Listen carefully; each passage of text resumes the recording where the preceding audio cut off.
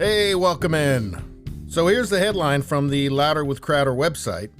It says, YouTube suspends Crowder again. We don't know why. Here is how to watch the show for the rest of the year.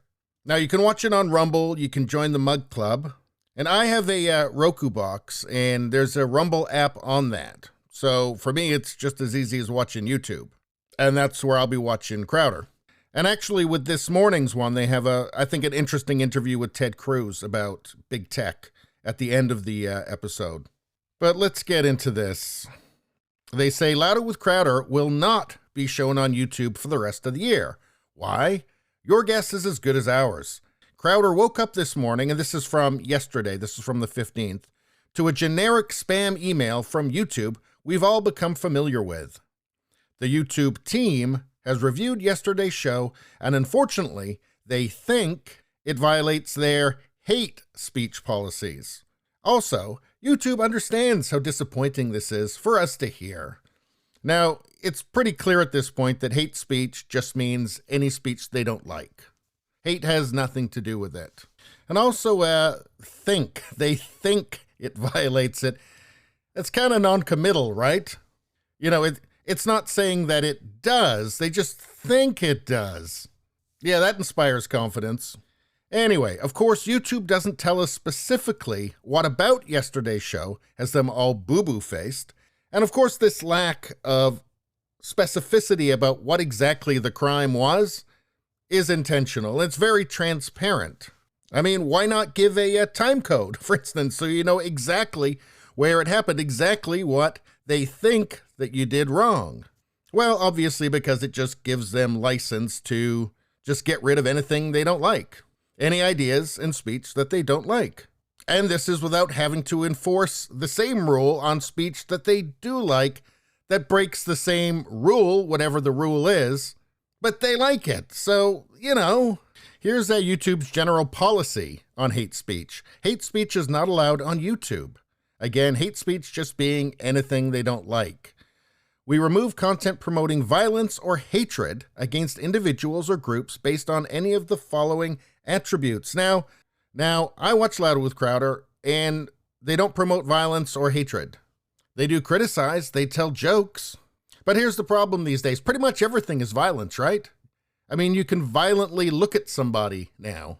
Just stating reality, stating facts is violence now.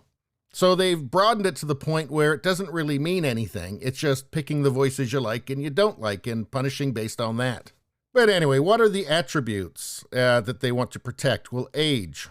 So they don't seem to have any problem with singling people out based on age at all, because what about old white men? That's fair game on YouTube. In fact, that covers a few, doesn't it? That covers age, that covers ethnicity, that covers gender identity and expression, that covers race. They seem to be repeating themselves here a bit as well. Sex, gender, again, sexual orientation, yep. So that right there covers most of these, and old white men are totally up for grabs on YouTube. Do what you want, open season. How about religion? Are you going to get banned for attacking Christians on YouTube? No, of course you're not. They don't like Christians, so it's okay. So none of this actually means anything because it's all just selective. It just depends on who they like and who they don't like. And that's why they don't get specific. That's why they don't give time codes, because it would be embarrassing, because it might force them to have to enforce rules equally. So it's just this general thing. You did something bad, something that was hate or something. We can't tell you exactly what, but you're out. But you can still watch it. You can join the Mug Club. You can watch it on Rumble, which is what I do. The Rumble app is right next to the YouTube app on my Roku, so it's not a problem for me. But it's interesting because this certainly is the kind of stuff that's contributing to this. Trump Media Group announces partnership with Rumble. And it feels like the market is starting to reassert itself. Because if big tech isn't censoring, there's not really a need for anything else, is there? Because the user experience, is unequaled on like a YouTube, say, just because of how much money they have. But user experience doesn't matter if there's nothing on there that you actually want to watch. And fortunately, we're being provided with alternatives.